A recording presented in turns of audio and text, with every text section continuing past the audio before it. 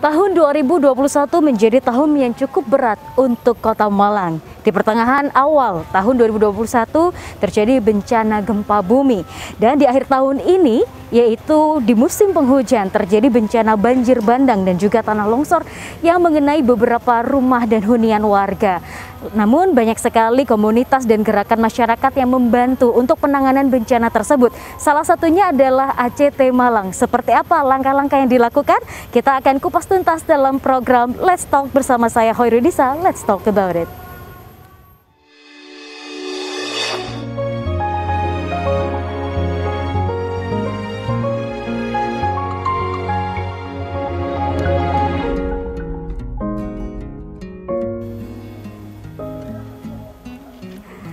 Ya pemirsa, pada episode kali ini kita akan berbincang bersama dengan ACT Malang dan bertanya-tanya bagaimana sih aksi cepat tanggap yang dilakukan ketika ada bencana, khususnya di Kota Malang yaitu banjir bandang. Nah, pada episode kali ini kita akan berbincang dengan Mas Saiful Anam selaku marketing komunikasi dari ACT Malang. Kita sapa terlebih dahulu. Assalamualaikum Mas. Waalaikumsalam Mbak Nisa. Apa bagaimana? Kabar? Oh, Alhamdulillah baik. Wah, ditanya duluan. Sehat selalu Mas? Alhamdulillah sehat. Alhamdulillah. Nah, pemirsa OBTV dan juga masyarakat ini penasaran Mas, kalau kita melihat ACT Malang nampaknya namanya sudah sangat besar di Indonesia.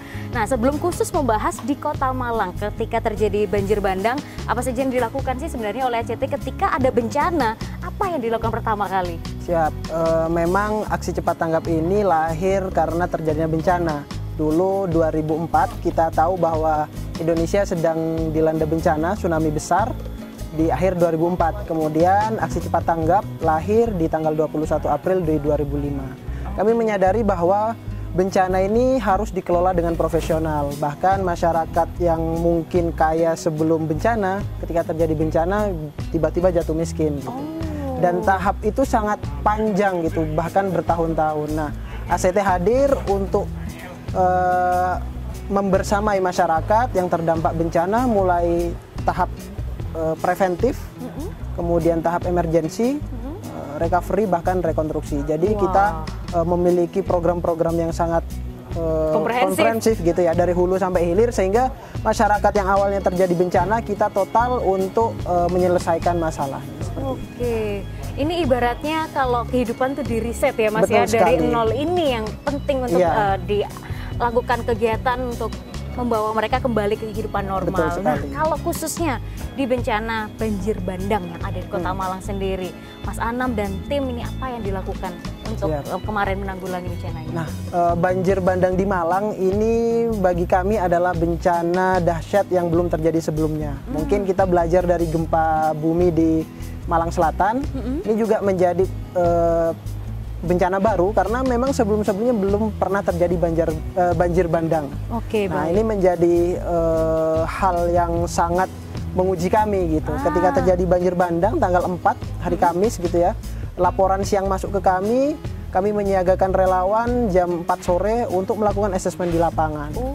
Ada survei dulu. Betul sekali, sehingga kita tahu nih kebutuhannya seperti apa, letak posisi bencananya di mana, bahkan dampak masifnya itu seperti apa. Sehingga di hari pertama kita melakukan assessment, melakukan emergency response, mengevakuasi masyarakat yang ada di Batu dan di Malang. Kemudian di hari kedua hingga beberapa hari ke depan kita melakukan pendistribusian bantuan. Hingga tahap sekarang kita sudah masuk ke tahap recovery. Emergensinya sudah selesai, recovery, mungkin ekonomi masyarakat yang mulai lumpuh. Kemudian insya Allah nanti juga tahap rekonstruksi, karena beberapa wilayah di Kota Batu itu satu desa itu airnya mati. Dan itu tidak bisa di cover dari dana-dana yang sebelumnya. Akhirnya kita harus mencoba cari cara nih gimana biar bisa mengalirkan air yang menjadi sumber kehidupan masyarakat. Nah, ini yang bikin penasaran Mas, karena ada armada yang diturunkan ya. Betul selain sekali. Juga relawan manusia yang hadir seperti di belakang kita ini. Nah, ini apa Mas? Mungkin bisa dikasih spoiler ke masyarakat, kira-kira ini apa sih sebenarnya? Ini di belakang namanya Humanity Food Bus, di mana ini merupakan bus. Mungkin orang melihat dari luar bus biasa, tapi di dalamnya ada setup kitchen set gitu ya, standar hotel bintang 5. Sehingga ketika terjadi bencana, orang mungkin butuh makanan siap saji. Nah, kita bisa menyediakan ribuan porsi dalam satu kali masak untuk melayani masyarakat yang terdampak. Yang masak siapa, Mas? Ada chefnya nanti, Oh, ada ada relawan chefnya. dibantu. Bukan Mas Anam berarti ya yang masak. Saya lihat-lihat saja. Oke, siap. Nah, yang menarik apakah ini hanya dihadirkan di Banjir Bandang Kota Malang atau di seluruh Indonesia, Mas? Sebenarnya Humanity Food Bus ini merupakan armada yang digunakan untuk menyajikan kebutuhan makanan siap saji, baik di kondisi bencana apalagi karena kondisi emergensi gitu ya. Tapi kami juga melayani kebutuhan-kebutuhan masyarakat yang membutuhkan seperti pekerja harian, orang-orang prasejahtera. Bahkan Food Bus ini baru keluar dari pabriknya gitu ya, 3 bulan yang lalu kita sudah roadshow ke Pulau Sumatera, balik lagi ke Jawa. Dan ya diuji lah Malang datangnya bencana, akhirnya kami datangkan Food Bus. Wih, luar biasa ya. Bus ini sudah menyeberangi berbagai pulau. Betul berarti, sekali. Mas. Luar biasa. Berarti selain ada food bus, tadi sempat dengar ada food truck nih ya. Betul Apa sekali. bedanya itu? Kalau Food Bus sama sebenarnya, hanya dalam segi ukuran armada lebih besar, kemudian cakupan fasilitas-fasilitas kitchen setnya di dalam juga lebih lengkap ini. Oke, kalau di Indonesia sudah berapa banyak nih Mas jumlahnya untuk food bus dan food truck untuk membantu kebencanaan alam atau mungkin kebutuhan kemanusiaan lainnya? Armada kami ada food truck, ada 4, jadi istilahnya food truck 1.0, 2.0, di mana perbedaannya dari segi fitur di dalamnya. Oke. Kemudian ada Food Bus 1, jadi kita punya total armada khusus pelayanan pangan, itu ada 5, termasuk rice truck, jadi ada truk juga besar, di dalamnya bisa langsung ngambil beras gratis bisa. Luar biasa. Ini sebelum kita pindah ke segmen berikutnya, ini yang nyetir siapa, Mas? Ini nanti ada drivernya ya, mungkin Ada nanti juga. bisa ngobrol Bisa biar ngobrol tahu juga gitu ya. Oke, siap. Wah, pemirsa, kita makin penasaran nih terhadap armada-armada yang disediakan oleh ACT Malang dalam menyiapkan bencana, tidak hanya food bus, kemudian truk bus juga, dan mungkin masih banyak lainnya. Kita akan bahas segmen berikutnya. Jangan kemana-mana, tetap di Let's Talk.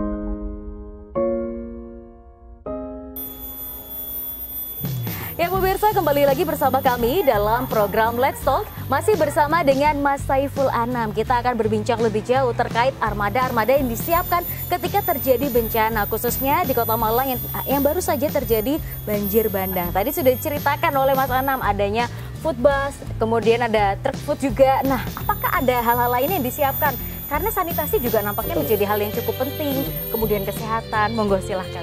Ya, kemarin kita merespon kondisi banjir bandang di Malang sangat konfrensif gitu. Jadi bahkan di Batu, kemudian di Malang yang kita tidak duga sebelumnya. Sehingga kebutuhan-kebutuhan masyarakat pasca bencana 1 hari setelah itu sangat macam-macam gitu. Yang pertama ada kebutuhan air bersih, karena di sana mulai dari hulu sampai hilir itu pasokan air terputus, jalur distribusinya terputus. Bahkan di Kota Malang sendiri wilayah-wilayah perumahan juga PDAM-nya sempat mati.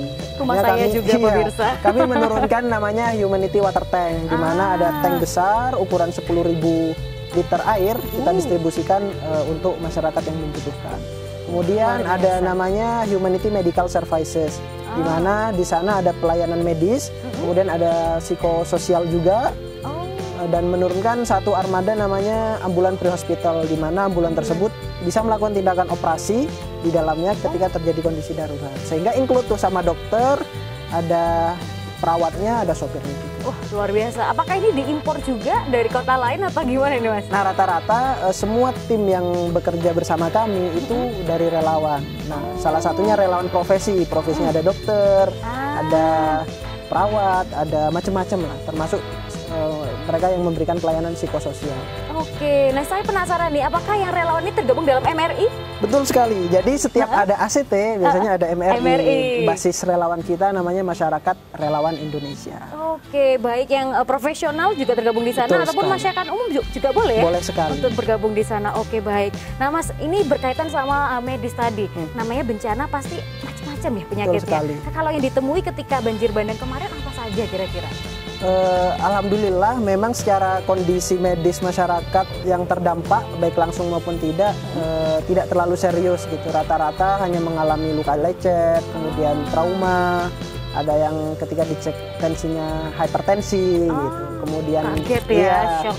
Kemudian ada yang pegelinu mungkin karena harus mengungsi, terus tempat istirahatnya kurang memadai, akhirnya kondisi mungkin istirahatnya tidak kurang begitu seperti itu. Oke, baik.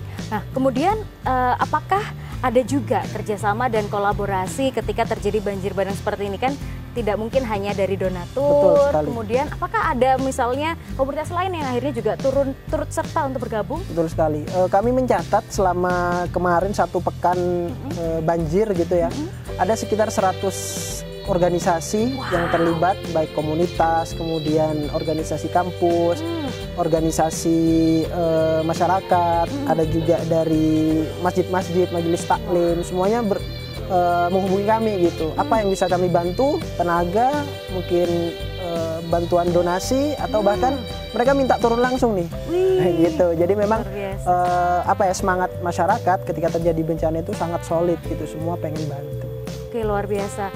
Kalau tidak salah saya juga lihat di Instagram banyak peranan influencer juga untuk mengumpulkan donasi. Ini gimana sih sebenarnya bisa menggerakkan banyak orang, dan peranannya influencer ini seperti apa? Nah, karena influencer itu dilihat orang gitu ya, banyak yang melihat, banyak yang mengikuti mereka dan berpengaruh. Jadi ini menjadi salah satu kunci bagi kami bagaimana influencer ini bergerak untuk menggerakkan masyarakat lagi, sehingga biasanya influencer ini kita ajak aksi-aksi langsung di lapangan, aksi untuk menggalang dana, karena mereka dipercaya oleh follower-followernya, sehingga itu menjadi salah satu modal kami untuk menggerakkan masyarakat di luar sana. Baik, Mas, kalau kita kembali ngomongin soal bencana, saya tuh kepikiran sesuatu, karena namanya bencana ini kan komponennya ada orang dewasa, ada anak kecil, dan mungkin setiap orang punya namanya trauma seperti itu. Apakah juga ACT menangani hal-hal seperti itu, trauma healing mungkin ya? Siap. Kami kemarin menurunkan tim trauma healing yang di dalamnya ada orang medis, kemudian dari psikolog, dari dokter profesional, sehingga mereka paham tuh kebutuhan masyarakat sebenarnya di bawah seperti apa. Karena rata-rata kemarin korban banjir itu lansia, kemudian perempuan dan anak kecil. Dan termasuk di dalamnya ada orang-orang yang sudah punya penyakit stroke, kemudian disabilitas juga ada. Jadi ini menjadi penanganan khusus bagi kami, sehingga ketika kami menurunkan tim Humanity Medical Services, bukan hanya medisnya tapi psikososialnya juga kita dipikirkan ya. Oke, baik. Sekarang kalau kita ngomongin tentang supply sesuatu gitu ya Mas ya. Tadi kan sudah dibicarakan ada air, kemudian makanan, kemudian kesehatan juga ada. Apakah ada kebutuhan pokok gitu ya, misalnya kasur, selimut, pakaian, seperti itu apakah juga disupport oleh ACT? Ya, jadi kebutuhan kasur, kebutuhan pakaian hangat dan sebagainya itu dibutuhkan saat hari pertama. Karena banjirnya terjadi saat malam hari, kondisi dingin, basah, dan masyarakat harus mengungsi di pos yang kurang layak gitu, pos pengungsian yang belum memadai, sehingga saat itu kebutuhannya ya paling mendesak selimut dan sebagainya. Tapi kemudian bergeser, kebutuhan-kebutuhan tersebut bergeser menjadi kebutuhan pokok, termasuk makanan siap saji, paket pangan, kemudian air. Kemudian setelah itu bergeser lagi nih, dalam kondisi recovery seperti ini, yang dibutuhkan adalah kehidupan jangka panjang. Misalnya orang yang punya usaha hilang, ya harus dibantu gitu usahanya. Ada orang yang hilang rumahnya, ya harus dibangun kembali kehidupannya. Bahkan ya ada di Batu gitu ya, jalur pipa itu putus di satu desa, sehingga sampai sekarang di mungkin hari ke-10, hari ke-11 pasca banjir, itu mereka belum dapat akses air. Kita lagi merancang nih seperti apa kebutuhannya, kemudian mungkin nggak bisa kita mengimplementasikan di sana. Baik, oke Mas. Nah nanti di segmen berikutnya kita pengen jalan-jalan ngeliat di dalam food bus ya, boleh ya? Food bus, oke, siap, sambil kenalan sama chef dan juga drivernya. Siap. Oke pemirsa, nanti kita masih akan berbincang dengan Mas Anam dan juga ngobrol sama chef maupun drivernya. Tapi di segmen berikutnya jangan kemana-mana, tetap di Let's Talk.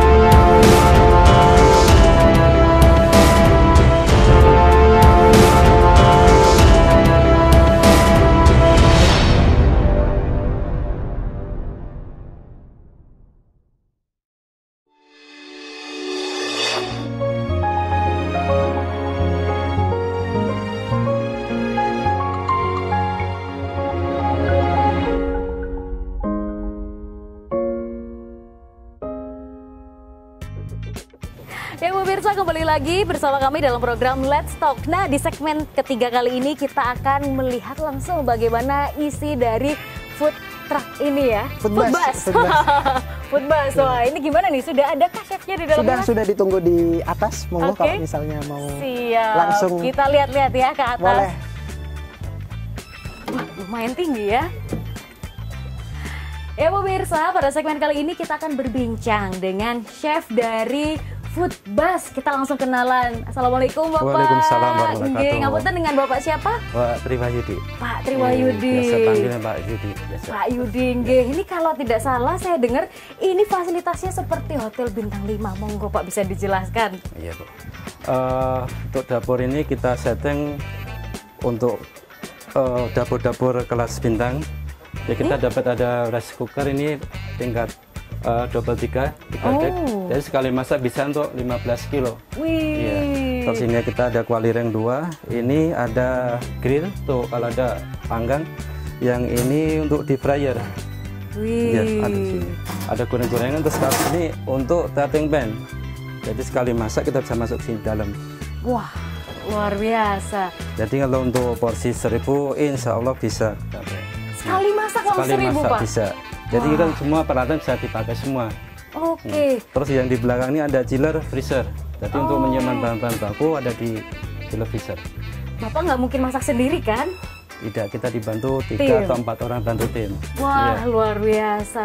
Kalau boleh tahu Pak, menu apa saja yang biasanya dihidangkan setiap hari? Kalau untuk menu-menu biasa, kita biasa untuk ada nasi, lauk, bisa ayam, daging atau ikan, tergantung request. Mie sama pendamping terus minum ya. Oke. Kalau untuk menu-menu ini kita bisa kalau ada menu-menu request dari donatur atau gimana request kita bisa paksakan. Luar biasa. Pak, masak dalam jumlah besar ini juga menjadi suatu PR ketika di packing, apakah juga oleh para chef atau ada yang membantu? Kalau untuk packing kita sama tim terus dibantu sama tim-tim MRI. Jadi Seperti setiap itu. kita keliling lokasi mesti ada MRI. Jadi MRI sama Asli dia gabung jalan bareng terus. Oke, luar biasa. Pak Wahyudi nih hari ini menunya apa Pak? Dari tadi kita masak ayam asam pedas, Wih. terus sama sayur kari, bakwan jagung, bihun. Wah, luar biasa. Menu favorit apa Pak biasanya? Menu favorit biasanya itu lada hitam. Wah, lada hitam. Iya. Ayam atau daging nih Pak biasanya? Itu bisa ayam, bisa daging. Oke, baik. Pak, mau tanya, biasanya kalau hasil masakan ini awet berapa hari? Apakah hanya sekali masak harus langsung habis atau bagaimana? Kalau mau untuk masak dari mulai proses sampai packing itu maksimal 4 jam. Kalau 4 jam ke atas kita takut ada udah berubah rasa. Kalau basi insya Allah sih enggak, cuma paling berubah rasa. Masa kan porsi tertutup, jadi uap masih panas, jadi dia untuk berubah rasa itu. Jadi maksimal dari proses packing mulai dikonsumsi itu tidak harus lebih dari 4 jam. Wah, berarti dalam sehari jika kebutuhan lokasinya banyak, masak bisa berkali-kali Pak? Bisa. Oke, dan menunya juga beragam atau bagaimana? Menu bisa beragam. Tergantung request ya Iya, Pak ya? Oke, baik. Sebenarnya ini dikhususkan untuk yang untuk korban-korban bencana biasanya tuh. Jadi kalau untuk terdampak bencana biasanya bisa 1000. Kalau ini kita 300 tergantung dari request dari kantor. Oke, baik, luar biasa. Mungkin ada pesan terakhir Pak untuk pemirsa, silahkan. Saya rasa nggak ada. Oke, baik. Tetap semangat Pak, sehat Insya Allah. selalu Ya, untuk amin. bisa berbagi dengan cara memasak hidangan yang nikmat untuk korban yang memang membutuhkan ataupun masyarakat yang membutuhkan. Ya, amin. Terima kasih banyak Pak Sama-sama, Triwahyudi, sehat ya. selalu. Amin. Assalamualaikum. Waalaikumsalam warahmatullahi. Baiklah pemirsa, setelah ini kita masih akan berbincang dengan drivernya dari Foodbus ini. Jangan kemana-mana, tetap di Let's Talk. Wah, Masya Allah, luar biasa sekali ya. Foodbus dari ACT Malang ini sangat lengkap. Selain ada kebutuhan untuk masak-memasak, ternyata di sini juga untuk kebutuhan drivernya juga sangat lengkap pemirsa. Nah, kita bakal ngobrol langsung bersama driver dari Foodbus ACT Malang, yaitu Pak Rizal. Assalamualaikum Bapak. Waalaikumsalam warahmatullahi wabarakatuh. Bagaimana Pak kabarnya? Alhamdulillah, untuk Foodbus ini saya dipercayakan dari awal untuk membawa Foodbus ini. Kebetulan untuk selama ini kami sudah berputar-putar, awal dari daerah Tasik sampai ke Jogja. Sampai kemudian ke Sumatera, Sumbar. Wah, sampai menyeberang pulau Bapak Betul, sendiri Pak. yang nyetir semuanya? Betul Bu, ya betul. Masya Allah, sendirian atau ada mungkin tim yang bergantian untuk menyetir Bapak? Sendiri Bu. Wah, Ya. luar biasa ini. Alhamdulillah, yang penting sehat aja Bu. Nah, Ya. wah ini menarik nih. Pasti pemirsa juga penasaran gimana Bapak membagi waktu antara istirahat dan menyetir. Karena kan kalau kita ngelihat kebencanaan di Indonesia nih, benar. kita nggak bisa nebak ya Bapak. Betul. Gimana biasanya? Kalau untuk membagi waktu istirahat itu, alhamdulillah saya itu kalau untuk menyetir SOP saya sendiri paling lama 5-6 jam saya istirahat. Oh. Ya, intinya istirahat walaupun 30 sampai 1 jam 2 jam bisa tidur baru kembali lagi jalan. Oke. Ya. Baik Pak, ini kan Bapak sudah ke beberapa lokasi bencana maupun Ya. daerah-daerah Indonesia. Menurut Bapak mana yang paling meninggalkan kesan mendalam mungkin dari beberapa wilayah tersebut? Kalau kesan saya itu yang mendalam Sumbar aja, Bu. Oh, Di oke. Sumbar.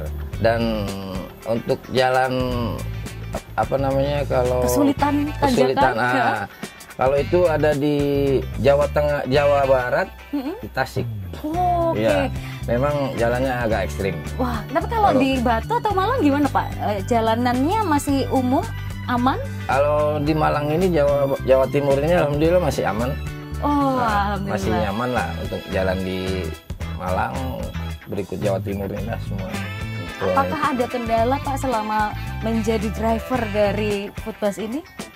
Kendalanya sih alhamdulillah nggak ada. Cuman lagi ya itu tadi saya bilang yang namanya kita di jalan, anak istri ya wajar kalau kalau kita tinggal untuk berapa hari, berapa minggu, ya mereka pun mengerti apa pekerjaan saya ini. Karena ya untuk kemanusiaan pula kan. Jadi Siap. mereka pun paham gitu. Bu. Masya Allah, Ya. semoga Pak Rizal sehat selalu. Alhamdulillah Bu, sehat, amin. Ningge. Baik pemirsa, tak Ya. terasa 30 menit sudah kita berbincang mengenai bagaimana armada-armada yang disiapkan oleh ACT Malang untuk menanggapi bencana. Dan kita masih akan berbincang lagi mengenai topik-topik berikutnya. Jadi tetap saksikan program Let's Talk. Saya Khairunnisa beserta seluruh kru yang bertugas mau pamit undur diri. Terima kasih atas kebersamaan Anda dan sampai jumpa.